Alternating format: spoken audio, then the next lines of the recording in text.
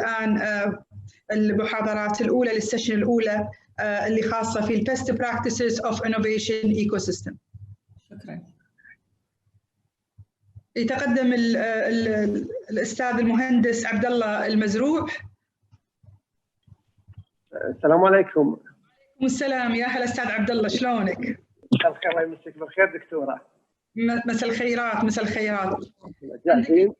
والله بخير. عندك الحين المايك يعني والسبيكر كلهم متواجدين اونلاين عشان تبتدي تقدمهم وتبتدون باذن الله فعاليات المؤتمر. بسم الله الرحمن الرحيم. Welcome everyone. It's my pleasure to be here with you today. We are on the international virtual conference on the innovation, entrepreneur, and ecosystems. Our first session at this very important conference is talking about the best practice of the innovation ecosystem. At this session, we have three speakers. In addition to me, I'm the fourth one will be on this session. The first speaker in our session will be Mr. Peter Taylor. Mr. Peter is the Professor, Urban and Regional Economist, University of Cambridge. And the second speaker in our session will be Dr. Hassan Usman. He is the ICT Minister Advisor for the Innovation. And also the third speaker in our session will be Ms. Abir Al-Hamadi. She is the Director, Innovation and Economic Development at the Qatar Foundation. And now we will move to Mr. Peter for the first presentation. And I will highlight some points about Mr. Peter. Mr. Peter is an extensive track record. He has an extensive track record in undertaking research on the evaluation of policy, of public policy. Also, he has been a project director for over 70 major research projects. Mr. Peter has also undertaken research for the European Commission, and he was the UK expert on the EU assessment of the performance of the EU cohesion policy from 2007 to 2013. And currently, he is the UK and Irish expert responsible for the EU evaluation help desk. Please welcome Mr. Peter, and the floor is yours. Thank you, Abdullah. It's a great pleasure to be part of this conference today, and I'd like to congratulate the organisers. I'd like to talk about the Cambridge High Technology Cluster and some aspects of it. The technology cluster now is around about 60 years old, and I'd like to mention some of its key features as an innovation system. Much has been learnt about what helps to make it a successful system, but I'd like to consider one very important aspect of it today, which is namely the extent to which both the public and the private sector come together to enhance its effectiveness. I show an example of this by focusing in the latter part of the brief time we have this morning, just at looking at the results of some recent research into the Babraham Research Campus, which is one of the bioscience campuses in the Cambridge cluster. All of the research I discuss with you today is available through the link shown in the PowerPoint that accompanies my talk, and I do hope colleagues will be able to look at those. So if I could just share my screen for the moment.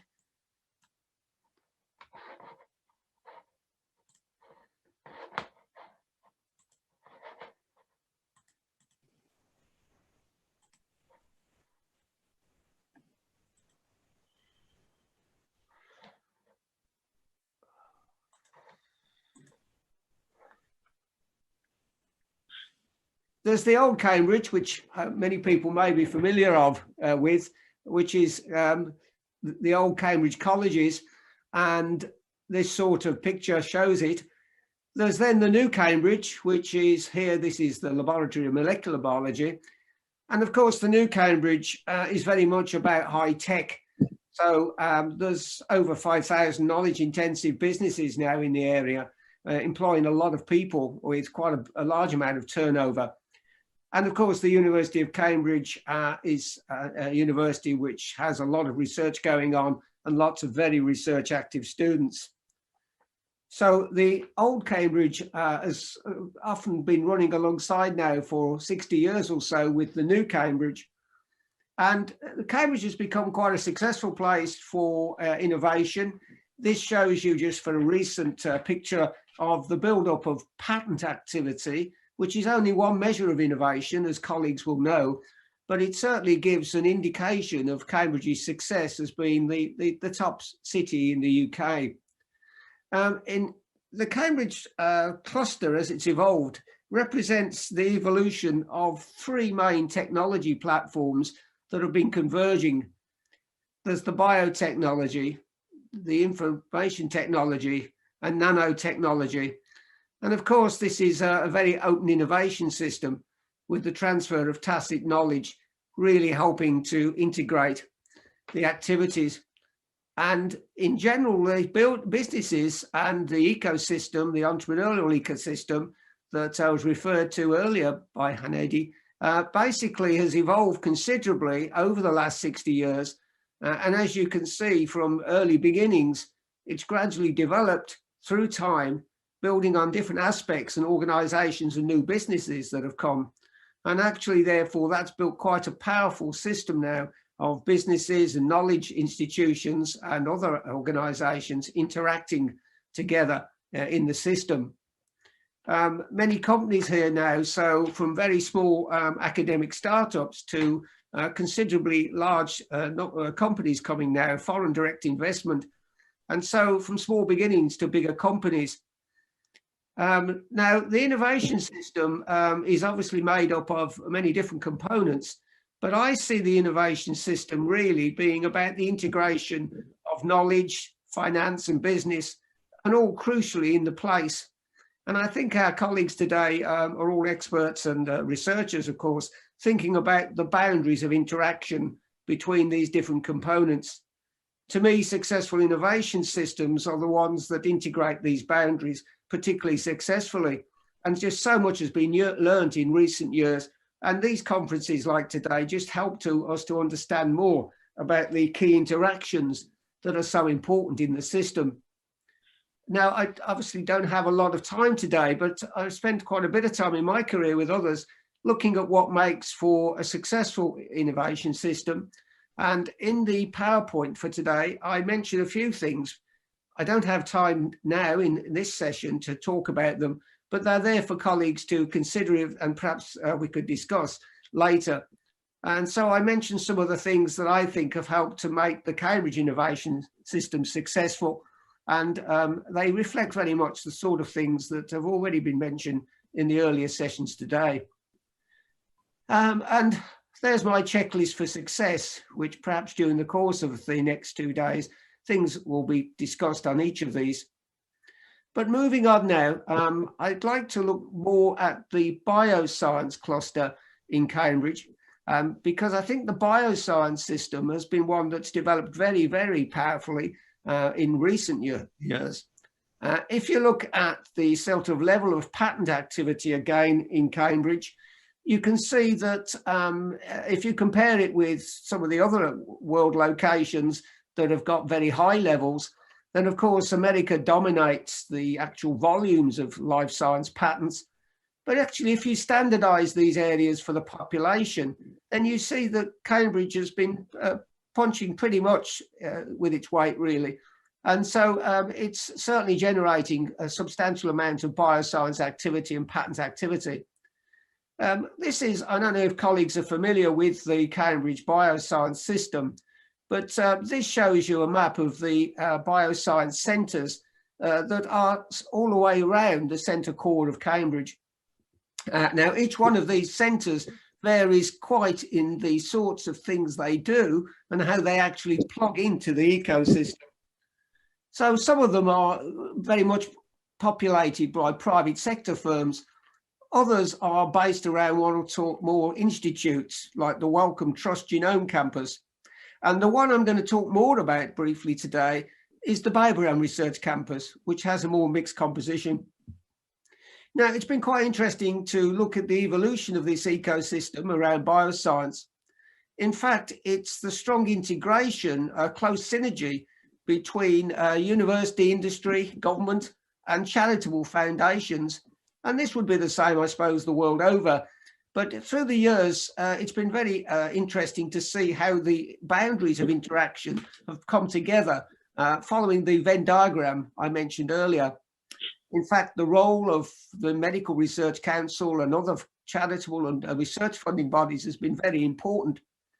And I think the Cambridge Regional Innovation System now, and I refer to this in the PowerPoint and in the research that backs it up, is very much what we would call a quadruple helix. And there's a lot of mutually reinforcing links that make that system up, with the university supplying, of course, graduates and scientists that produce a large skilled labour pool, the public funds that originate from healthcare, helping to encourage research.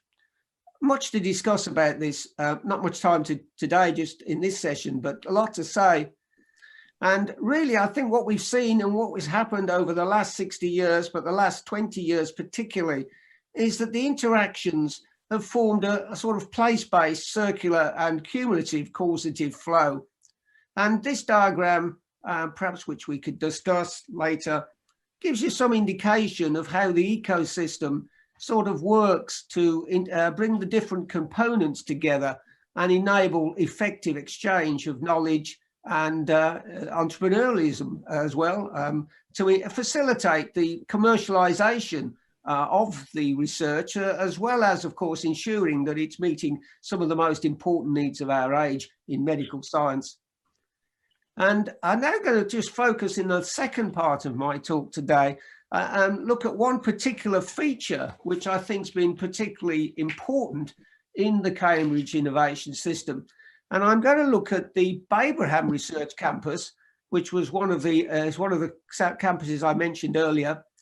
So this is an example, I think, of where the private and the public sector in the British bioscience ecosystems at the local level. This is an example of where those two sectors, the public and the private sector, have been able to come together effectively. The campus is made up of about 430 acres. It's a freehold site, and the land is owned by the British government and was secured about 70 years ago. It's a highly integrated community of more than 60 bioscience organisations located around the Babraham Institute, which is a centre of research and excellence. It's managed by Babraham Bioscience Technologies. And there'll be many colleagues today, of course, I see, who are responsible for managing campuses.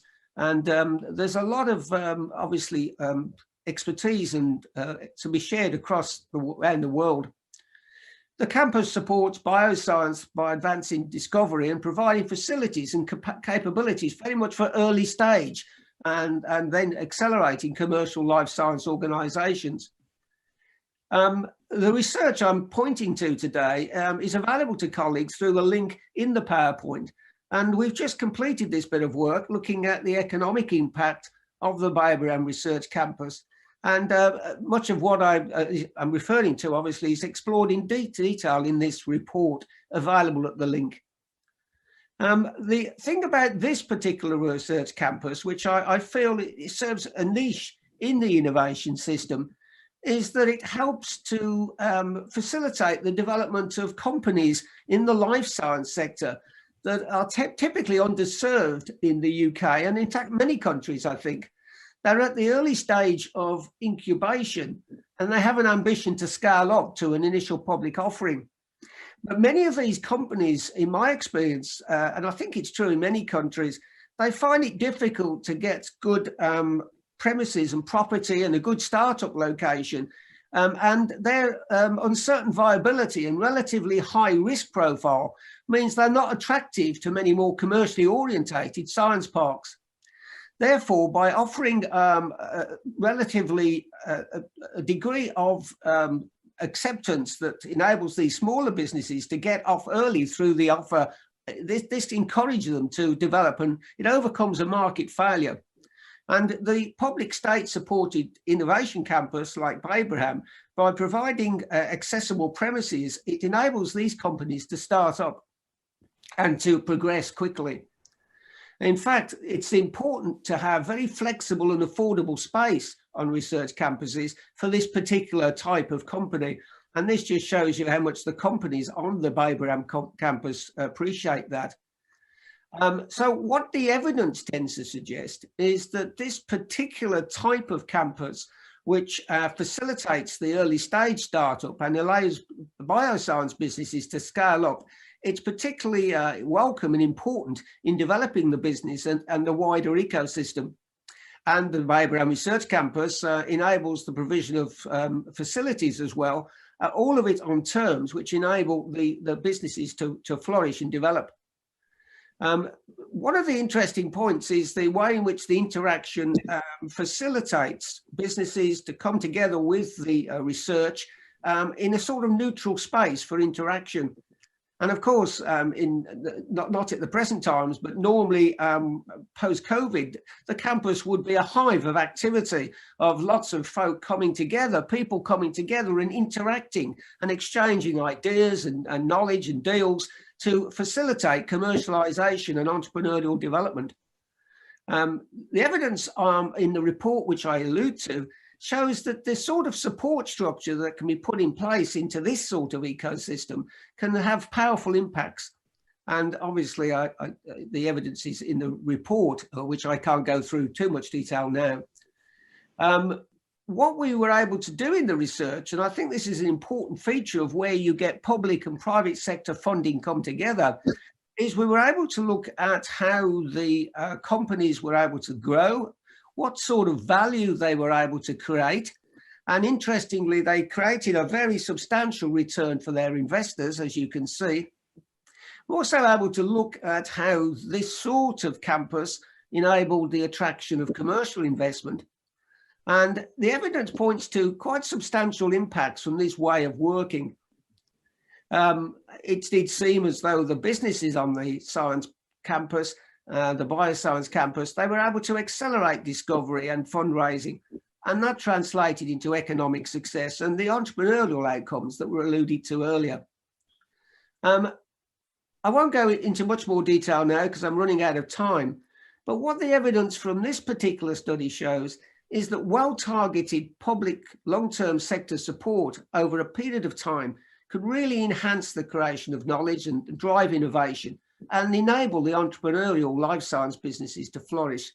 And this combination of research, commercialization and entrepreneurialism seems to be particularly successful in these sorts of campuses and these vehicles. We were able to, just to finish up today, we were able to, in the research, look at the value for money that the state, the public sector, gets by investing through land-related activities of the sort I've referred to, what value they were able to get from the investment. And it does look as though there's real additional economic gain from this sort of intervention. Every £1 that the public sector, the state puts in, they get a healthy return to the economy of at least £3 worth of economic gain, a sort of 3-to-1 payback, which is a pretty good payback from this sort of system. So lots to discuss today. I'm running out of time. There are the links to the research for those who may wish to look at it. It'd be great to get any questions later on, and thank you for listening. Thank you, Professor Peter, for this informative presentation. And I now move to Dr. Hussam Usman. Dr. Hussam is the ICT Minister Advisor for Technology and Innovation, and also works as Vice President of Managing the Technology Innovation and Entrepreneurship Center. Dr. Usman has over 30 years experience divided between the industries and academia, private and government organizations. Dr. Usman was selected as the Ontario's best postgraduate student in computing in 1996. Please welcome Dr. Usman. The floor is yours.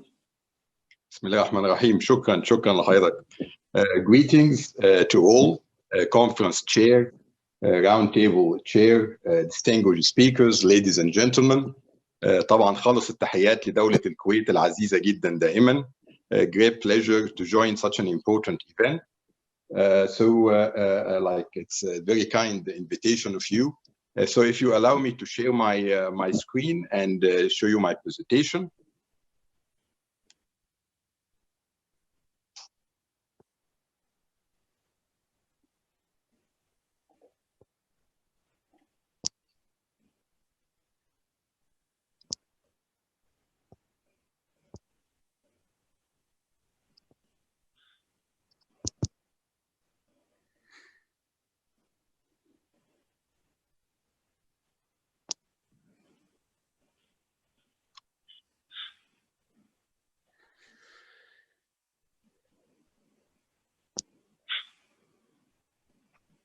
So I would share with you some of the insights based on my own experience, some of the insights regarding best practices of innovation ecosystem.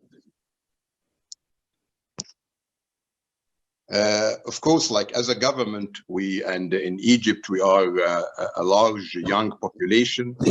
The first step we always talk about is increasing awareness among youngsters about innovation and entrepreneurship. And one important best practice is to ensure that you have a clear, sound, and well-defined definitions for these terms. So you need to emphasize stages, you need to emphasize tangible impact. And as an engineer myself, you can see that I'm using the multiplication symbol to ensure staging and to ensure the tangible impact of innovation or entrepreneurship. This is so important that if you really need to promote the good understanding of innovation and entrepreneurship, definitions and applicability and actual implementation need to be emphasized in term definition. Of course, you have to, again, I'm talking from the government perspective, you have to ensure that the 4 key innovation drivers are in place. Building capacity in Industry 4.0. Of course, Industry 4.0 is a basket term for many technologies. You need to ensure that you have programs for building capacity along this direction. You have labs as resources for piloting and prototyping and experimentation. You need programs to foster collaboration between academia and industry. And last but not least, you need to have a healthy startup scene. Of course, we all know the 5 key players of the innovation ecosystem and the importance of perfect alignment and organic, we can say organic alignment and collaboration, cooperation between each one of them. This is a very important, based on the experience working with entrepreneurs and innovators in Egypt for so many years, whether you are a government official, whether you are an entrepreneur, you have to think of the innovation process as composed of 3 main components. You have 3 main components, one related to all the new technology, one component related to market, about personas, about revenues, about competition, and one related to production and implementation, related to business models, funding, partnership, industry structure, and of course cost structure, so that you know how you help and you support the ecosystem in the right way. It's very important that you link, or let me say it another way, it's important that you de-link and relink the 3 components together in an iterative way. Linking or delinking and relinking will give you a better holistic overview of what's happening inside each component. So maybe if you delink technology, you see a better market or a bigger market for this technology. So we always, when we do capacity building for entrepreneurs and innovators, it's very important that they take full benefit of the technology at hand. So delinking and relinking in an iterative way usually will get you very good results, whether you are designing programs to foster innovation and entrepreneurship, or whether you are even an entrepreneur or innovator working on your own startup and idea. As you can see, like on the same slide, when I talk about the technology component, it's very important to, in this case, it's crucial to have the alignment between the academia and the industry.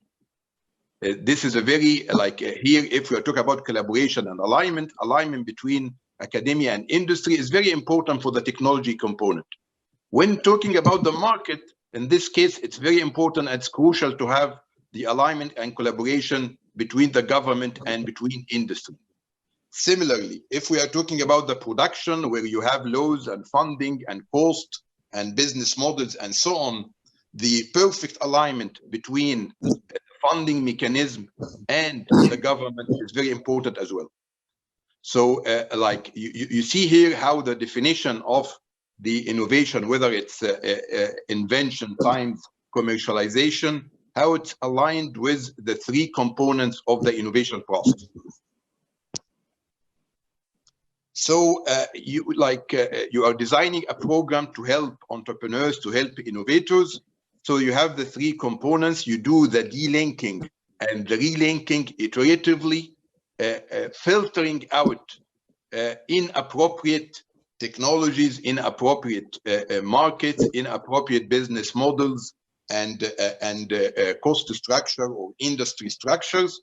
So as they say, you either fail fast or you converge and you come up with an innovative solution that you are looking for.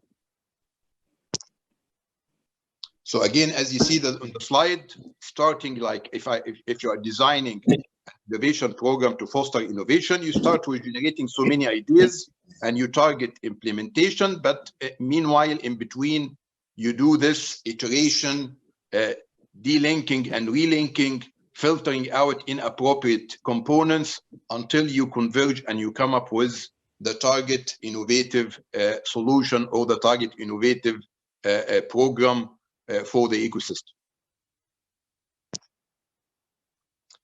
One thing from dealing with so many, like over 300 startups in our incubation in Egypt in the Ministry of Communications and Information Technology, the idea of having a program in place to help startups cross the chasm of being between the early stage and the late stage, between the seeding stage and the growth stage. This is very important that you have all the resources and all the infrastructure and capability to help startups cross this chasm and the border between these two stages. Otherwise, they will end up being zombie startups, cannot be sustained or cannot be grow in the ecosystem. Having different funding sources in place, you can see on the slide. We don't have much time to talk about how in Egypt we see different foreign investors in our own startups. But what I'm saying in this slide that you need to have the enough and the needed funding sources, and of course crowdfunding from the legal view or the legal perspective is still an issue.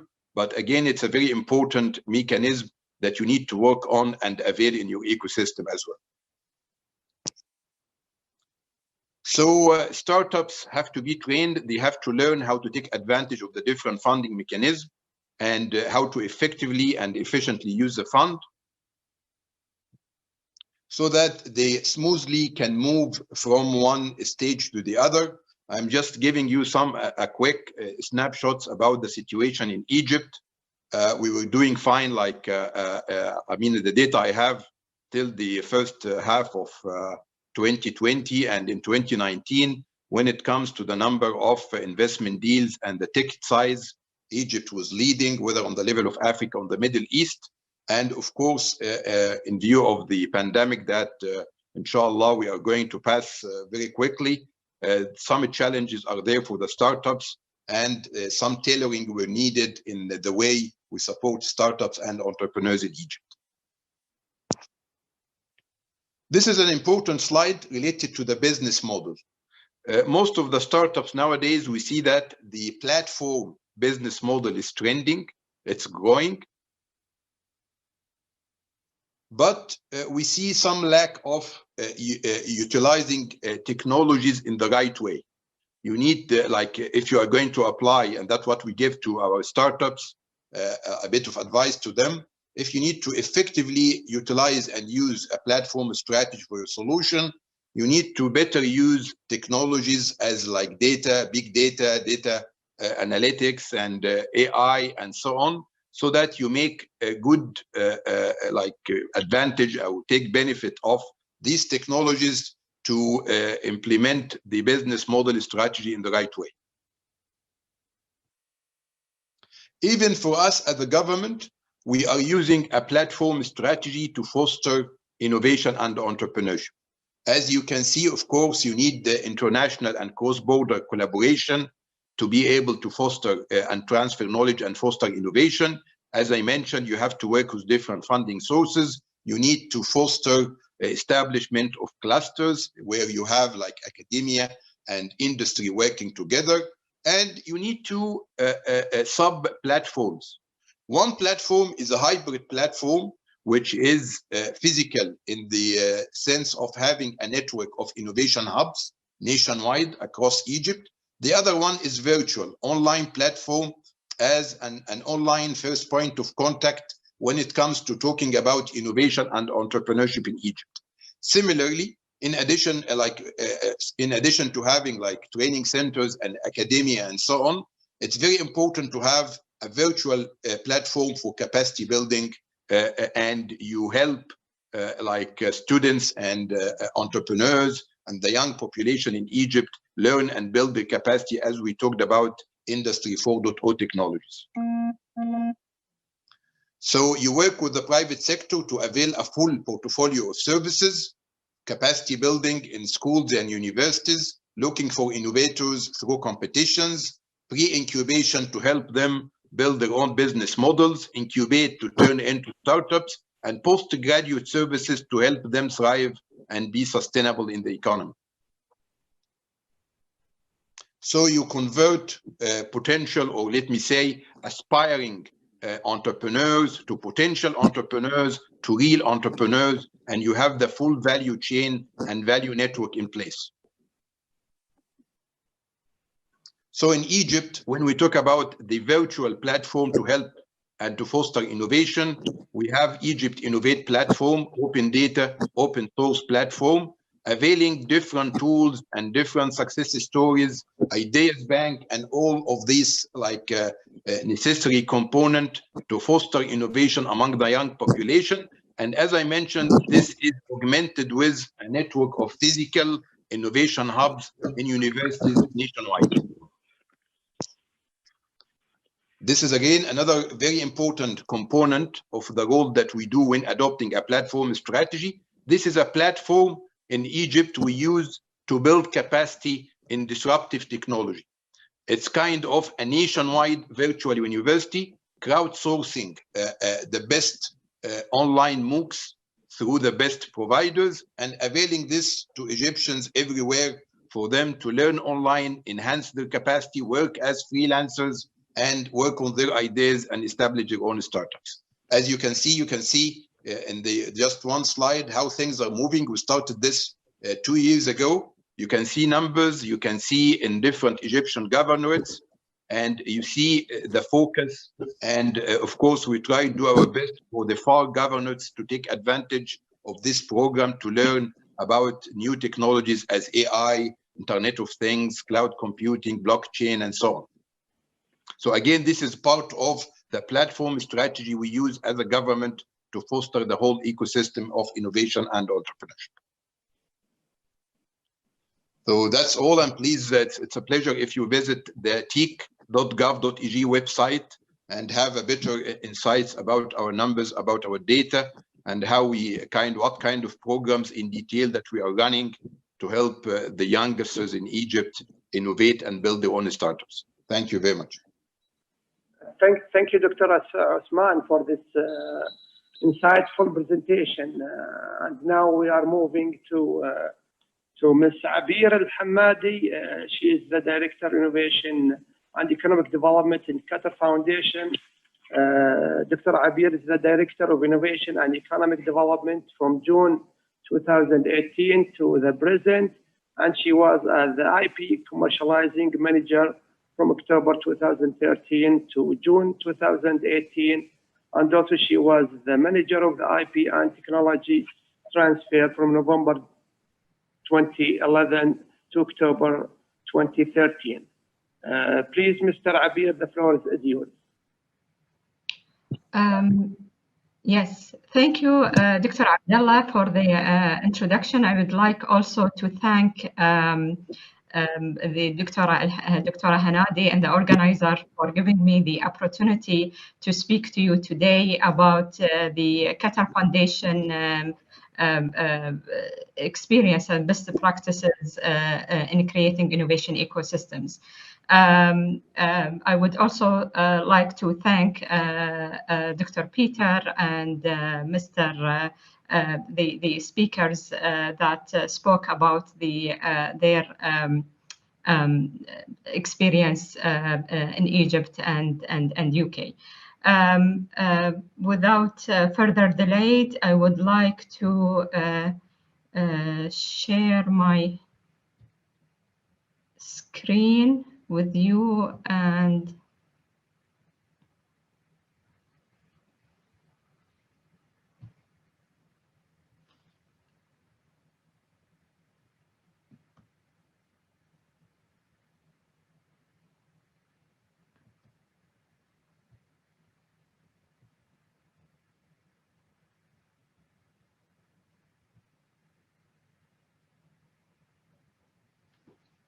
okay.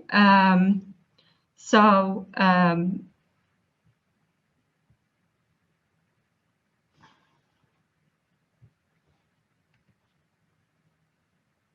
don't know if you can confirm you can see the presentation. Yes, حبيبي يا هلا. إيه حبيبتي كل شيء واضح. Okay. For some reason, okay. So first, I will introduce briefly the Qatar Foundation for those who is not aware of the foundation.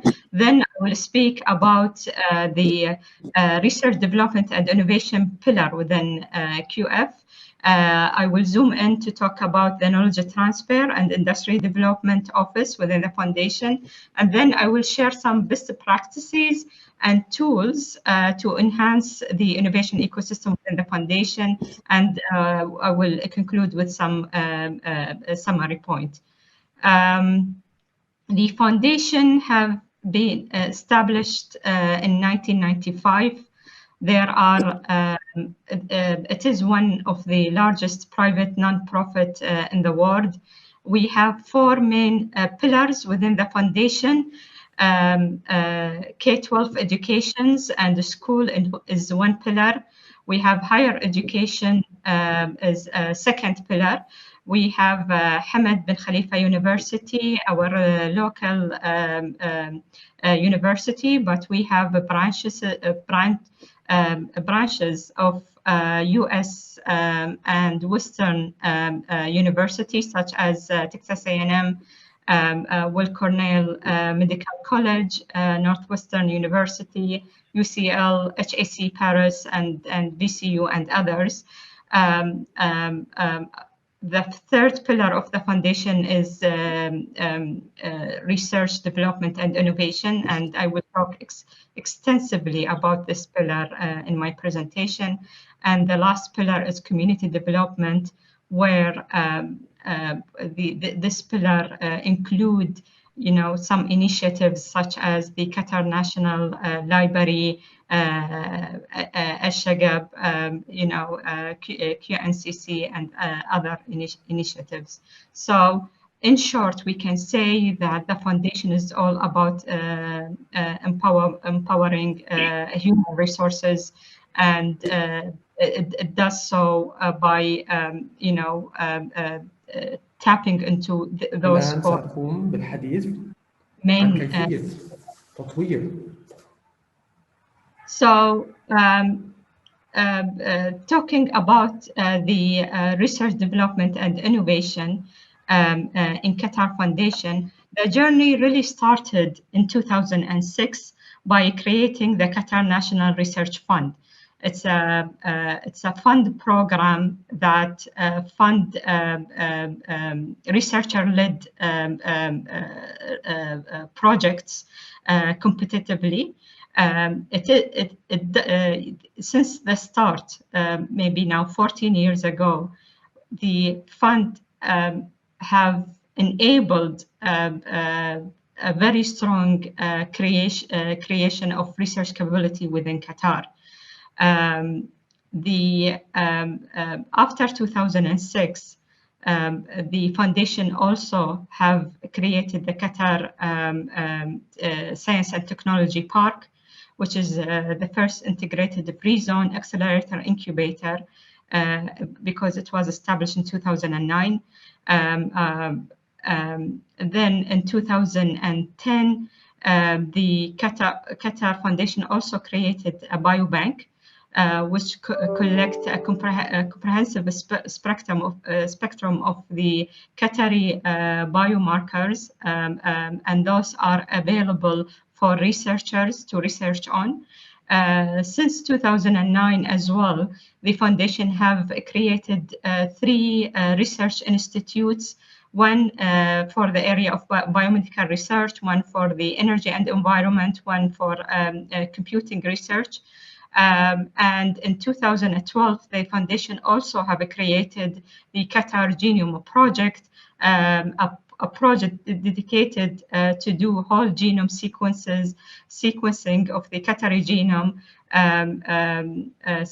I think this year we are at the milestone of sequencing about 22,000 genes so far for the Qatari population. So all the research institutes that has been created, all the fund and input that the foundation have pushed in the country, really have created a strong research platform in the country. It's a live research ecosystem. This led to making, partnering with the global universities around the world much easier. It made it easy to attract talents to Qatar. It had increased the number of PhD students about 20 times since the start of the foundation. We can say now that the research quality that is produced within education city is really top tier, especially in the area of medicine, engineering, and computing. So, creating such a platform for knowledge creation, there was, by 2013, a real need to create tools to manage such knowledge that and commercialize such knowledge that has been created. So in 2013, as I said, the Office of Industry Development and Knowledge Transfer has been created, and some initiatives, new initiatives within the Qatar Science and Technology Park also has been created, and I will talk more about those. So the Office of Industry Development and Knowledge Transfer, it's a technology transfer office. It is mandated to manage the intellectual property portfolio for the foundation, to commercialize and license such technologies created within, to create bridges within the local industry, and to develop such technologies, but also to recognize and incentivize our researcher, and student to keep innovating and creating new ideas. the office does not only manage the intellectual property for the foundation, but it also collaborates with many entities locally. It provides services for local entrepreneurs as well. We have a Khabir program, which we provide free of charge IP consultancy for local entrepreneurs. We manage the IP portfolio for a number of entities outside the foundation as well. So just to give you an idea about the size of the QF IP portfolio, this is the number of invention disclosure that we receive from either our own researchers or research that has been funded by the foundation. How much protection we did. So we do protect any idea where we think where the market is for this idea. So we have a growing portfolio of patent applications. We do trademark protection, copyright protection, patent protection, whatever we see suitable for the idea. And I can say so far that we have around 90 granted patent globally that is owned by the foundation. Abir, I think we cannot see the other slides that you are talking about. We only see the first slide. Are you familiar? Really? Yeah. Because this is looking to me. This is what it's looking to me. But it's clear from your presentation. Everything is clear. But I think we didn't see the slides itself. I'm not sure where is because it says to me. Wait.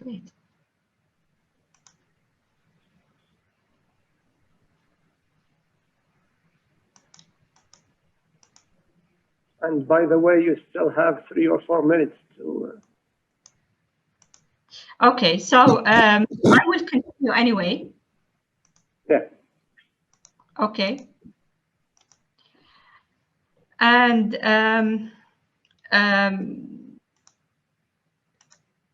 I will, as explained before by the speakers, in this conference, there are 3 main pillars to a successful innovation ecosystem. It's the technology itself, it's the people that develop this technology and get it to the market, and of course, fund is always important to push innovation.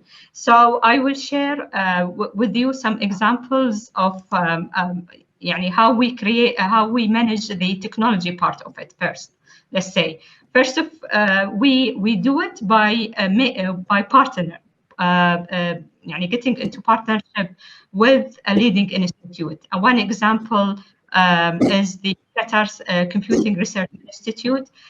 They have a number of partnerships with MIT, Boeing, with local industry like Qatar Airways, with every ministry. And those collaborations have really resulted in good state-of-the-art technology that get licensed to startups, and those innovation is now being developed to be in the market.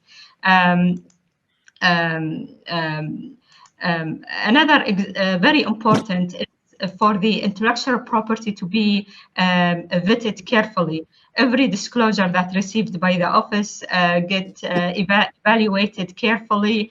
It gets funding to further mature the idea, and we look at full intellectual asset portfolio, not the IP itself. We sit with the researcher to make sure that they understand what is valuable and it is protected.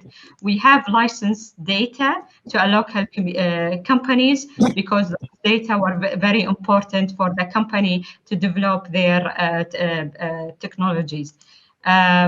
When it comes to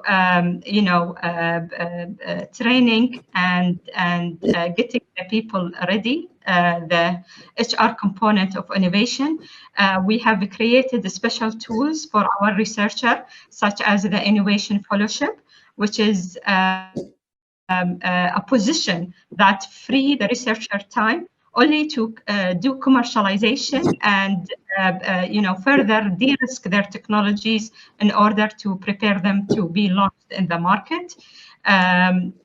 We have also now one test where we allowed the researcher that developed a specific technology to take entrepreneurial leave.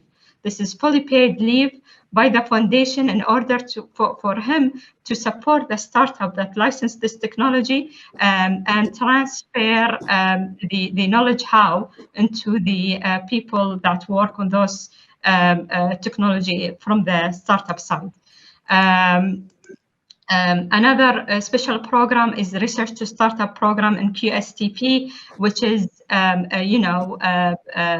we bring the entrepreneur from around the globe to look at our technologies and license to them so they can create startups.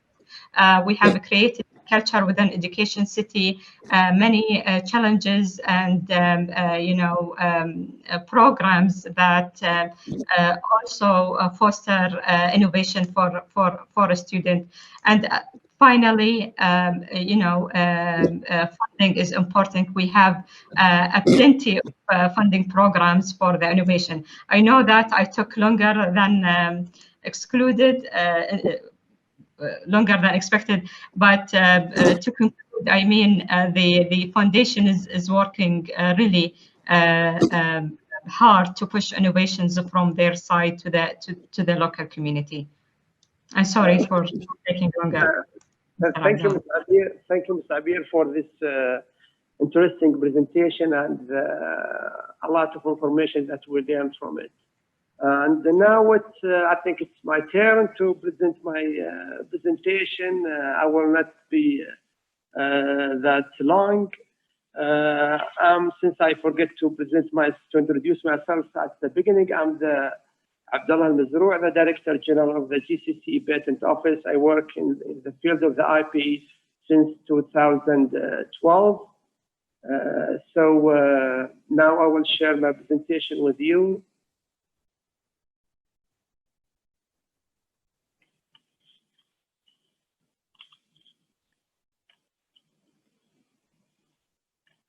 Okay, so I will talk. Is everything clear for you also?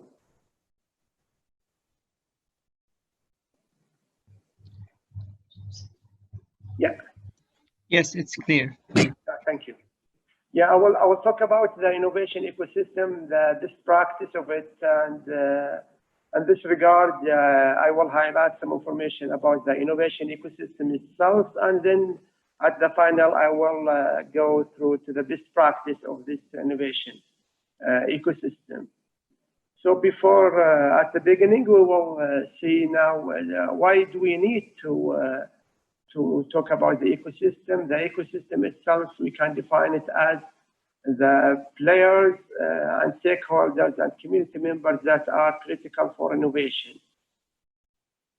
And in this regard, I will talk about the statement of the problem, and then we'll move to the players and we'll highlight some information about the models of the innovation ecosystem. So why do we need to define the problem? To be able to build our successful innovation ecosystem. And this is from that we can gain some benefits from building the right ecosystem in our region.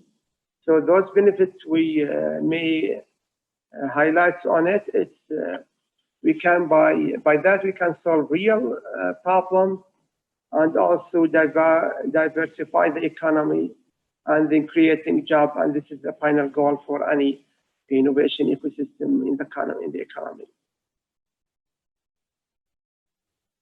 The innovation ecosystem sometimes faces some challenges when we going to build it for our region or for our nation. These challenges could be that we are going to face several players, and also there are several innovation ecosystem models we have to choose from. And finally, how to design the KPI for the innovation ecosystem, because the KPI is a very important part of these challenges. We have to deal with it in order to get to the right innovation ecosystems in our region or for our region.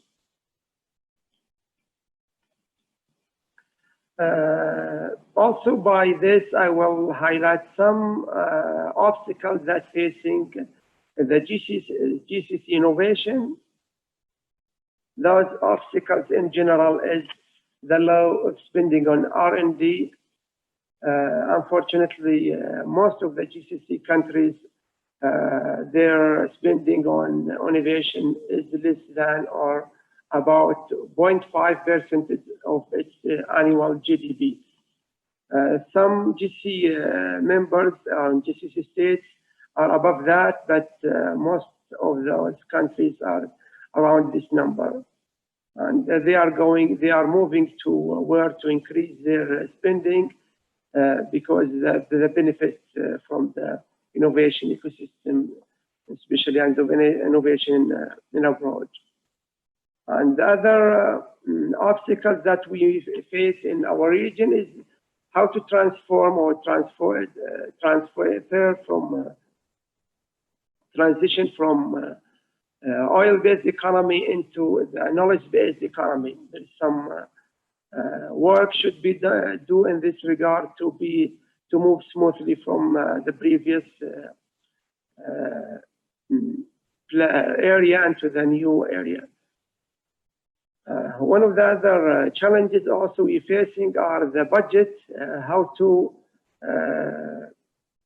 get access to funding for those innovation projects. The third one of our obstacles that we may face is the low percentage of the workforce employed in the knowledge-intensive sectors. Also, we can find the limited incentives measures and its ambiguity in our region. Sometimes it's not clear the incentives measured itself. Also, the lack of comprehensive strategy to support micro and small, medium enterprises. Our previous speakers talking about the small and medium enterprises is important in the innovation process. And finally, I will mention that here the low number of scientific researchers and the lack of highly skilled human resources. By the way, those obstacles are not equal in all the GCC member states. Some of the GCC member states face some part of these challenges, and the others may face a little more or lower than these challenges.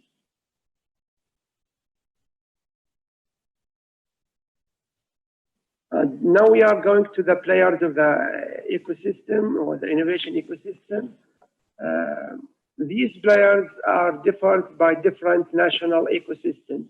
And in one innovation ecosystem, we may find those players or may define those players as the government and universities, entrepreneurs and innovation labs and research institutes, and also the business foundation.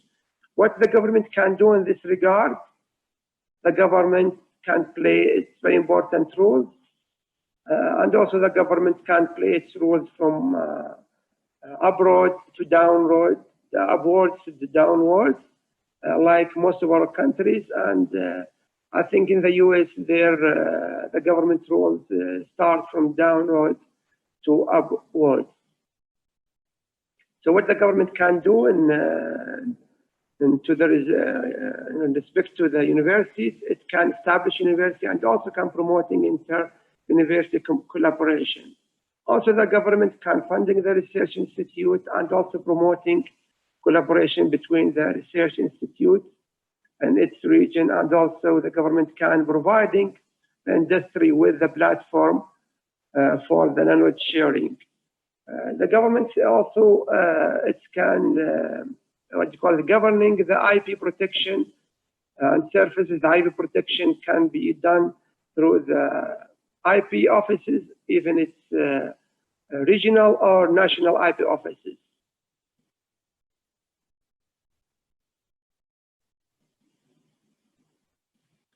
Now I will go to highlight some on the three models or three framework of innovation ecosystems. The first model is the 7I framework. And this type or this kind of framework is suitable for the early stage countries. And the other two framework or models are suitable for developed countries. Most of the GCC countries is familiar with the SRI framework.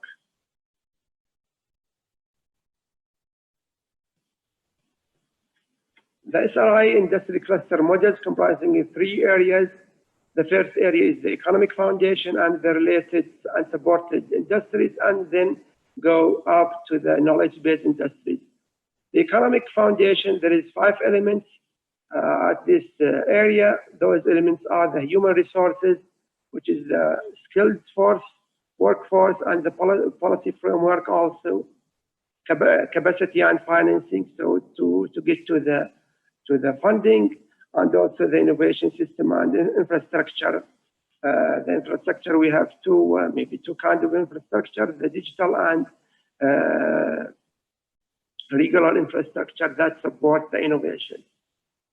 The interaction between the economic foundation elements and the related and supported industries is taking us to the goal. Our goal is to get to the knowledge-based industries.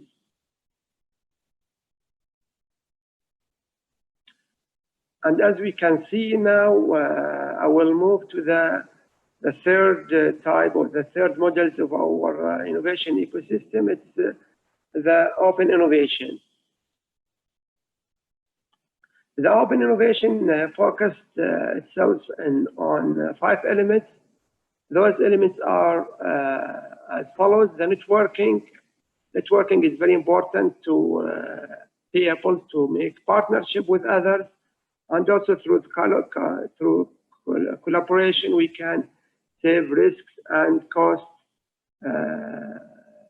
Also, by the IP management, we can licensing our internal IP and also looking for more external IP.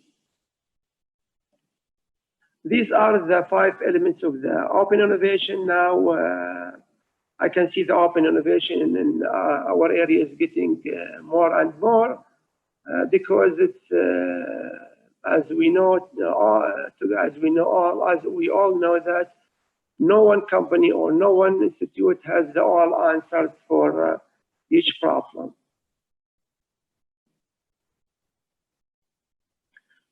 Now, what is the relationship between the open innovation and the IP rights?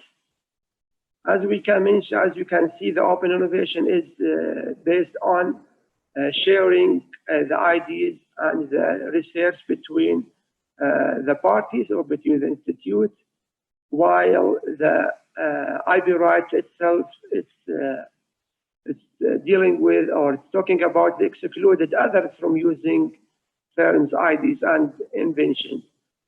From the concept, we see that there is a contradiction, but I think from my point of view, in reality, through the IPR, we can also enhance the innovation, and through the IPR also, by using the open innovation, we can have IP rights. These IP rights are shared by those players or those parties that share to the open innovation budget.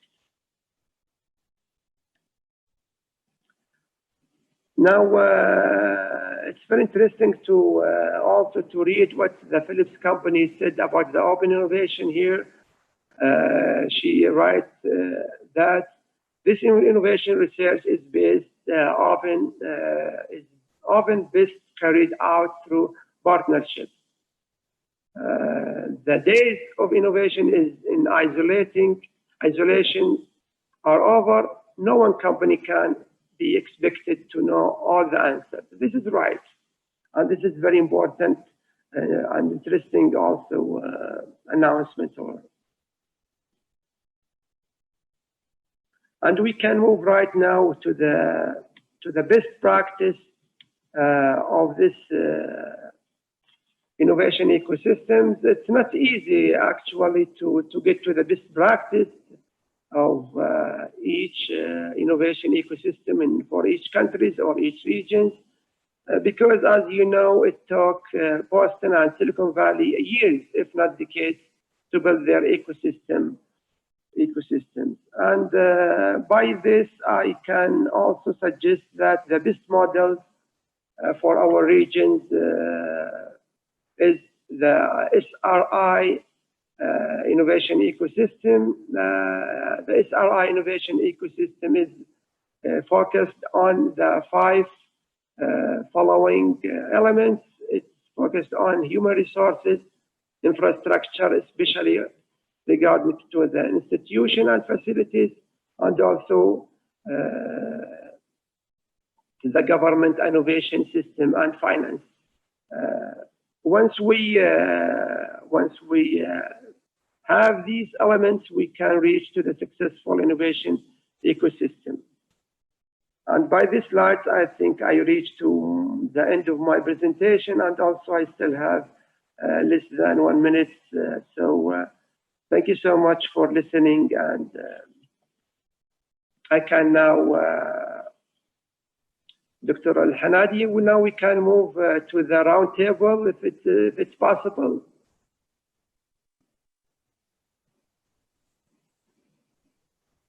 Okay, I think Professor Peter is with us now. Yes. We're waiting for Peter is now with us, and Dr. Osman is also, and Mrs. Abir, I can see Ms. Abir. Are you around, Ms. Abir? Yes. Yeah, thank you so much. So now we will go to the round table, and I have some questions for Mr. Peter, if you don't mind. Mr. Peter, in developed and developing countries, the importance of innovation and entrepreneurship ecosystem leading for economic diversification. From your point of view, what is the shortcut pathway for successful implementation? So I think as I tried to just briefly mention in my presentation, as we've been saying this morning, the crucial thing to do is to integrate the boundaries of interaction between all the different sectors that you and our other colleagues have been talking about. And to me, those boundaries sometimes can be very hard to make more permeable. And so we've learned a lot over the many years about how different approaches, different ways of working and projects, and sometimes different vehicles, institutions can help to broker those boundaries. And my advice to any country, any part of the world that's seeking to build their ecosystem is that they obviously look at best practice over the years in where other places have developed from. And it's often very hard to break some of these barriers down. So sometimes university professors are reluctant to commercialize. That's less so these days. Sometimes it's quite difficult to make people be incentivized to see the opportunities to interact. So my advice really is to look at the evidence and to understand how best to incentivize the interactions. And then as we're discussing, in general, once the thing begins to move, it gradually builds that momentum. And it's a bit like starting, the first phase is the hardest, to remove the inertia. And once one understands the merits and the gains from interaction, it seems to move a lot quicker to me. So sharing best practice like we're doing today is a way forward that which brings rich dividends. And when I look at how advanced our interactions are now compared to, say, 30 years ago, 20 years ago, it really is a massive change. I mean, obviously, many things to say. Sorry. Thank you, Professor Peter. That's very useful answer. So I think I will move now to Dr. Osman. Dr. Osman, I have a question for you, if it's possible. My question is, through collaboration between developed and developing countries, from your opinion, what is the best practice of the of practitioners to be taken to fostering the integration process between countries? Yeah, like I feel like from our own experience in Egypt, cross-border collaboration between different countries under the umbrella of different instruments, like the European programs and so on.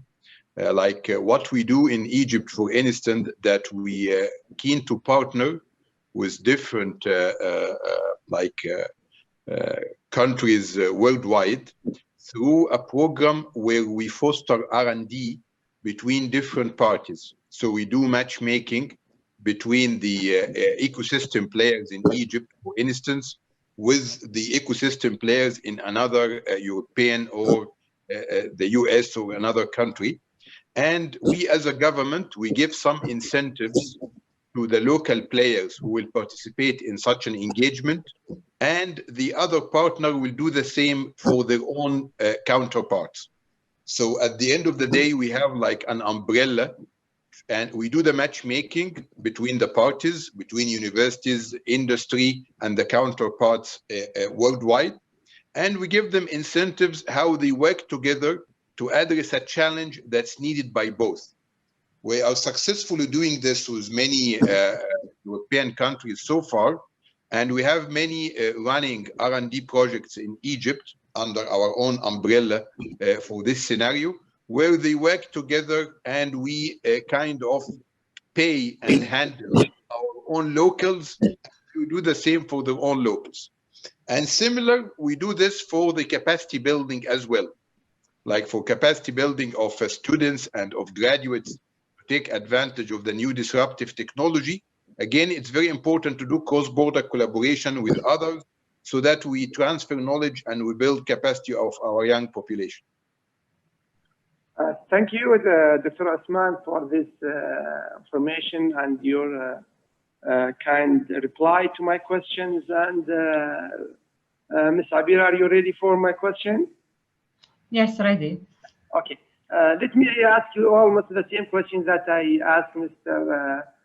Peter, that I want to learn your opinion about the, in case of in developed and developing countries, the importance of innovation and entrepreneurship ecosystem leading for economic diversification. From your point of view, what is the shortcut pathway for successful implantation in this regard? I appreciate your answer. Thank you.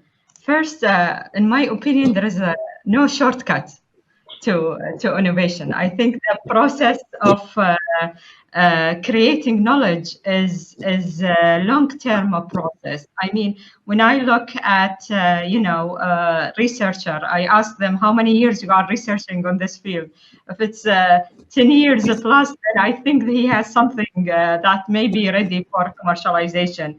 I think this is a key aspect in managing the expectations on what outcome that need to be made,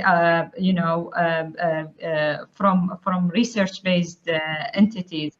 And second point I want to emphasize on is, like, I believe with COVID, especially this year, there is no option, but to create an innovation ecosystem. You cannot survive given the huge challenges globally without, having a system that could innovate and, get such innovation into the marketplace and capitalize on them. And the most important thing I always say is the people. You invest in education, you invest in, in the experience. Like for me, it's not about the technology. I said there is three components. There is the technology, the fund, and the people. But what is really important is the people, because if the person is capable, he will get the money needed, and he will create the technology needed for the innovation ecosystem. And this is my answer. I thank you, Mr. Abir, for this direct answer to my questions. And I think by this, Dr. Al-Hanadi and our speakers, I thank all of you. I thank Mr. Peter and also Mr. Hassan and Mrs. Abir for being with us today, and hope that we can see you next time. We really benefit from each other and learn a lot from each other. And I could also extend my thanks to Dr. Hanadi for organizing this important event and invite us to be part of it. Thank you so much for all of you. Thank you. Thank you very much. Thank you. Thank you, Mr. Abdullah, for your chairing the roundtable and chairing the sessions. And now I think, Peter, you take the sessions, next sessions. More than welcome, Peter, to join. Thank you, Anita. Yes, so I'd basically like to begin by introducing our 4 speakers in this next session. We have Ashley Bretner, who is the Associate Director of Economic Growth at the University of Michigan. Then we also move on after that to Ali Maliki, who's founder and CEO at Traxon in the USA. And then we'll be hearing from Carmen Quig, who's Project Manager at the Economic Growth Institute in the University of Michigan. And then Jim Baker, who's also at the University of Michigan. So perhaps we might begin now with Ashley, if you could take us through your presentation, please.